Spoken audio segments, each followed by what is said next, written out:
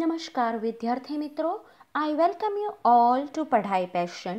મિત્રો, આજે આપણે તારીખ 29 જાન્યુઆરી 2019ના રોજના એટલે કે ગઈકાલના MCQ ક્વિઝની ચર્ચા કરવા જઈ રહ્યા છીએ.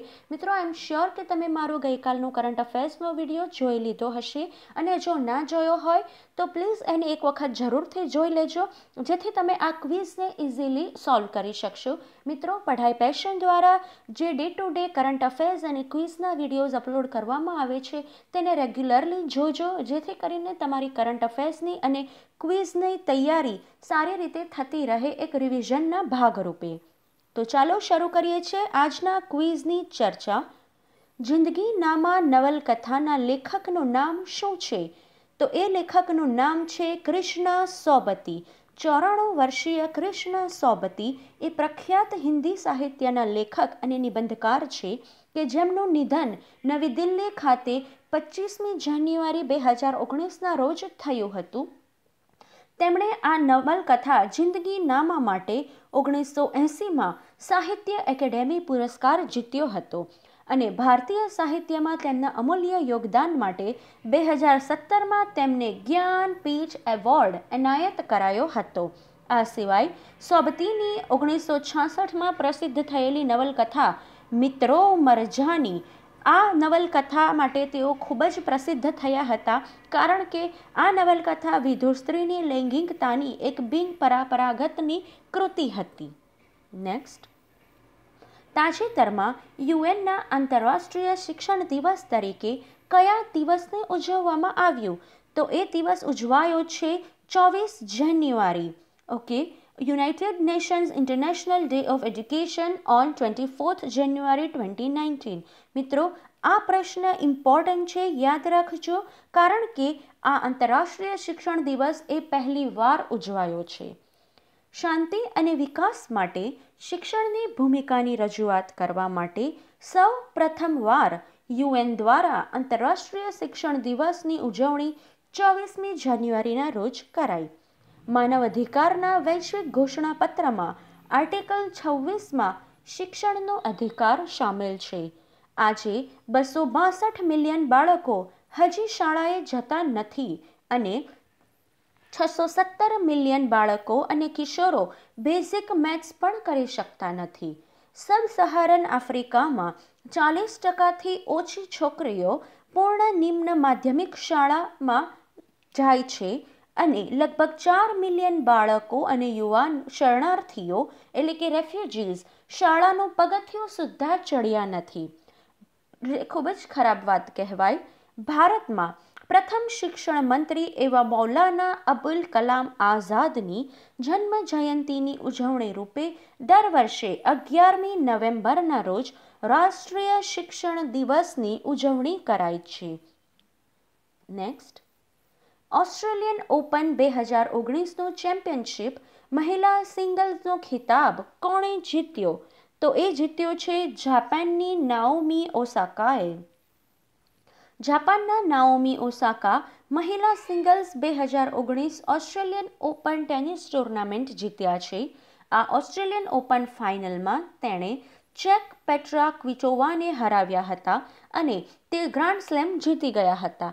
આ સાથે તે વિશ્વ ટેનિસ રેન્કિંગમાં નંબર 1 ખેલાડી બની ગયા છે અને એશિયાના તે ખેલાડી છે. નેક્સ્ટ, ભારતીય સશસ્ત્ર દળ માટે બનાવવામાં આવેલી ભારતીય શાસ્ત્રીય સંગીતની ટ્યુનનું નામ શું છે કે જે 70મા પ્રજાસત્તાક દિવસની પરેડ પર પહેલીવાર વગાડવામાં આવ્યું હતું? તો એ છે શંખનાદ. મિત્રો, આ વખતની 26મી જાન્યુઆરી 2019ની એટલે કે 70મા પ્રજાસત્તાક દિવસની પરેડ ખૂબ જ અગત્યની છે. એમાંથી કોઈક ને કોઈક પ્રશ્ન તમે આગામી પરીક્ષામાં જોશો તો 26મી જાન્યુઆરીના પરેડના એક સંપૂર્ણ તૈયારી પ્રોપર કરજો, કારણ કે આ વખતે એક ઐતિહાસિક પરેડ રહી છે. એક તો કે ગાંધીજીની 150મી જન્મ જયંતિની ઉજવણી રૂપે આ પરેડની થીમ ગાંધી રાખવામાં આવી હતી. એ સિવાય આ વખતે આમાં જે નેતાજી સુભાષચંદ્ર બોઝ દ્વારા સ્થાપવામાં આવેલી જે આર્મી છે એના એ ઇન્ડિયન નેશનલ કોંગ્રેસના સદસ્યોએ પણ પહેલીવાર એમાં ભાગ લીધો હતો. એ સિવાય પહેલીવાર આસામ રાઇફલ્સની મહિલા ટુકડીએ આ પરેડમાં ભાગ લીધો હતો. આ સિવાય ભાવના કસ્તુરી કે જેણે પહેલીવાર એક આર્મ્ડ ફોર્સ છે તેનું નેતૃત્વ એક મહિલા અધિકારીએ કર્યું હતું.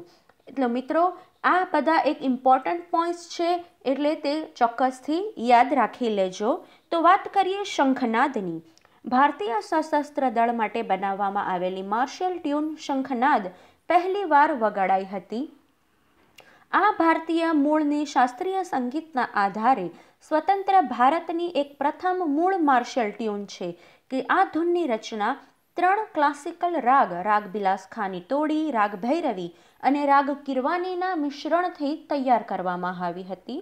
નાગપુરના પ્રોફેસર ડૉક્ટર તનુજા નફાડે દ્વારા આ ટ્યુન ને કમ્પોઝ કરાઈ છે અને આ જે કવિતા લખી છે એ છે બ્રિગેડિયર વિવેક સોહેલના કવિતાની આધારિત આ ટ્યુન છે.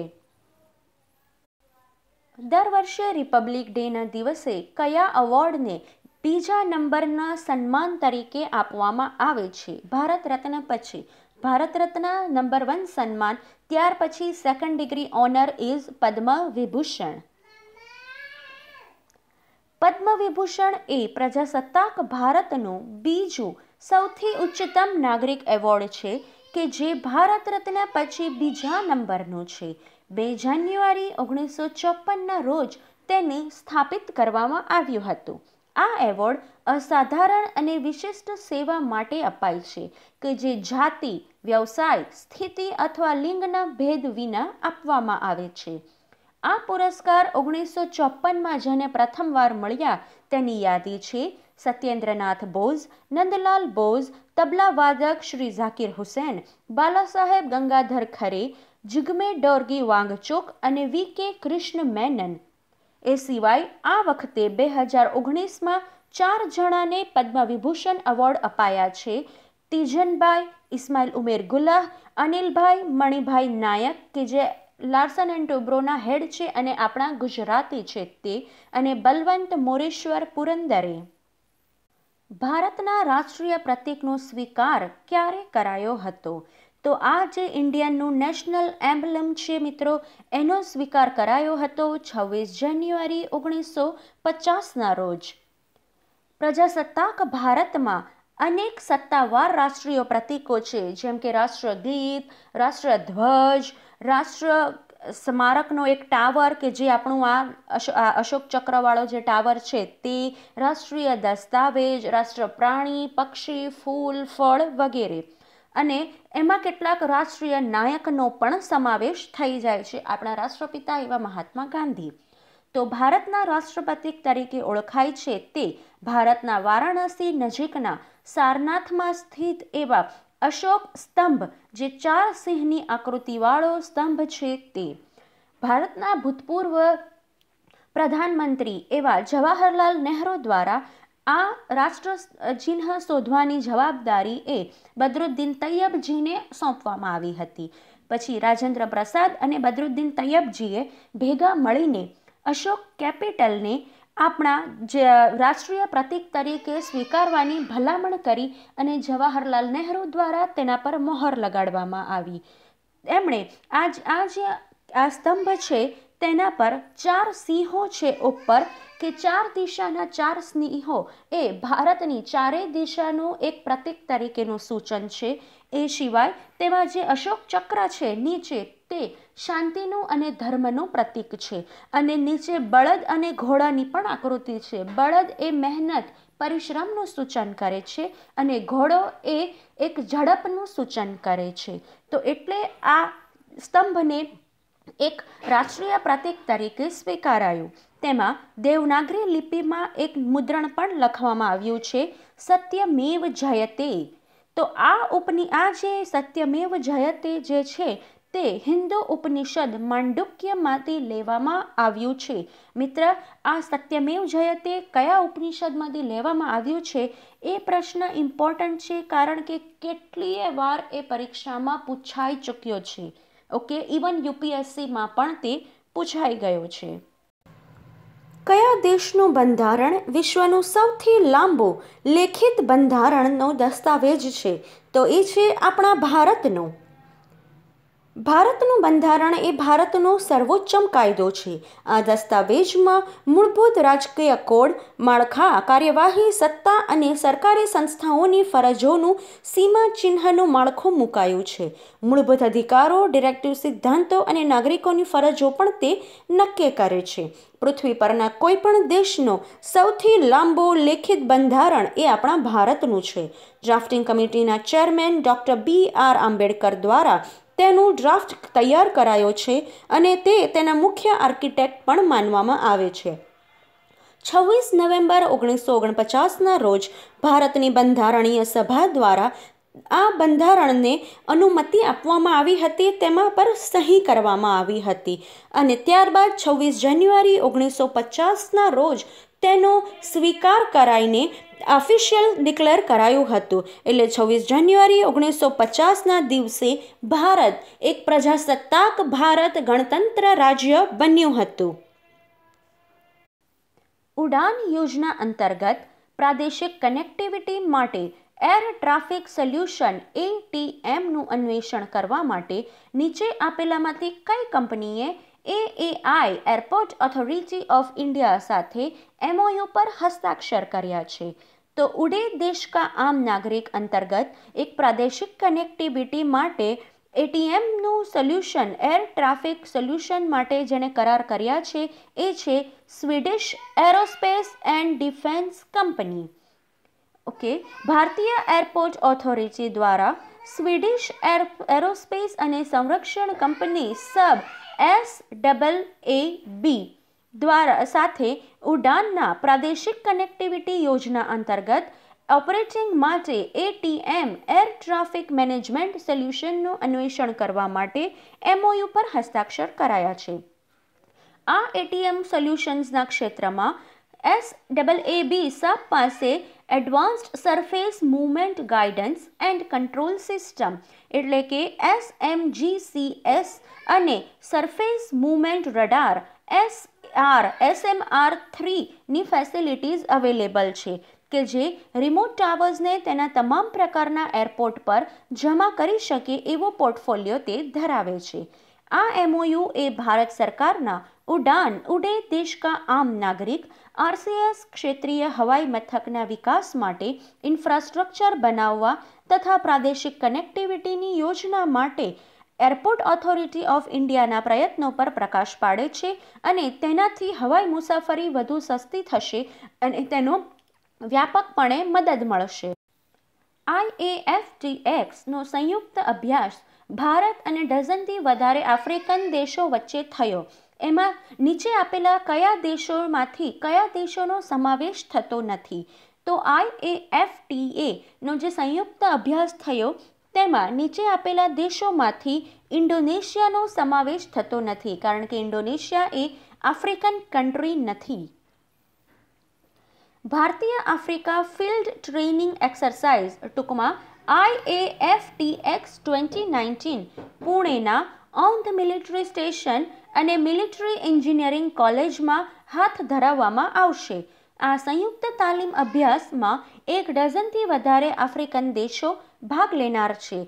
ભારત એ માનવતાવાદીનું એક ખાણ ગણવામાં આવી રહ્યું છે અને સંયુક્ત શાંતિના સહકાર આપવાનું તે આયોજન કરે છે. તો તેના ભાગરૂપે અને આફ્રિકા સાથેના એક રિજિયોનલ સંબંધને વધારે મજબૂત બનાવવા માટે આ એક્સરસાઇઝ હાથ ધરવામાં આવનાર છે, જેમાં ઇજિપ્ત, ઘાના, નાઇજીરિયા, સેનેગલ, સુદાન, દક્ષિણ Africa, Tanzania, Namibia, Mozambique, Uganda, Niger અને ઝામ્બિયા એવા દેશો હાજરી આપી રહ્યા છે. નેક્સ્ટ, કયા દેશે તાજેતરમાં શેરડીના રસને રાષ્ટ્રીય પીણું તરીકે ઘોષિત કર્યો? તો એ કર્યો છે ભારતના નેબરિંગ કન્ટ્રી પાકિસ્તાન દ્વારા. આ માટે પાકિસ્તાનની સરકારે ટ્વિટર પર એક સર્વે હાથ ધર્યો હતો, એક વોટિંગ રજૂ કર્યું હતું. આ વોટિંગમાં ત્યાંના 7,616 જેટલા લોકોએ મત આપ્યા હતા. તેમાં શેરડીના રસ સિવાય બીજા 2 વિકલ્પો પણ હતા, એક નારંગીનો રસ અને બીજો ગાજરનો રસ. તો આ સાથે 7,616 લોકોએ મત આપ્યા અને જેમાં 81% લોકોએ શેરડીના રસની તરફેણમાં મત આપ્યા, જ્યારે 15%એ ઓરેન્જ જ્યુસ માટે અને ફક્ત 4% લોકોએ કેરેટ જ્યુસને પસંદ કર્યું હતું. તો આ સાથે જ બહુમતી 81% એ શેરડીના રસની તરફેણમાં હતી, એટલે પાકિસ્તાને શેરડીના રસને તેનું રાષ્ટ્રીય પીણું ઘોષિત કરી દીધું. તો મિત્રો, આ સાથે 29 જાન્યુઆરીના ક્વિઝના પ્રશ્ન અહીં સમાપ્ત થાય છે.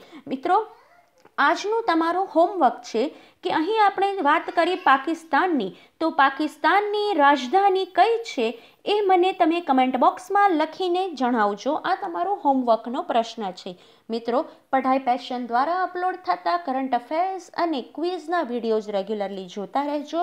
જો પસંદ આવે તો તેને લાઈક કરજો અને અમારી ચેનલ પઢાઈ પેશનને સબસ્ક્રાઈબ કરવાનું ભૂલતા નહીં, જેથી કરીને પઢાઈ પેશન દ્વારા જે day to day videos upload થાય છે તેના નોટિફિકેશન્સ તમને મળતા રહે અને પરીક્ષાની તૈયારી તમારી સારી રીતે થતી રહે.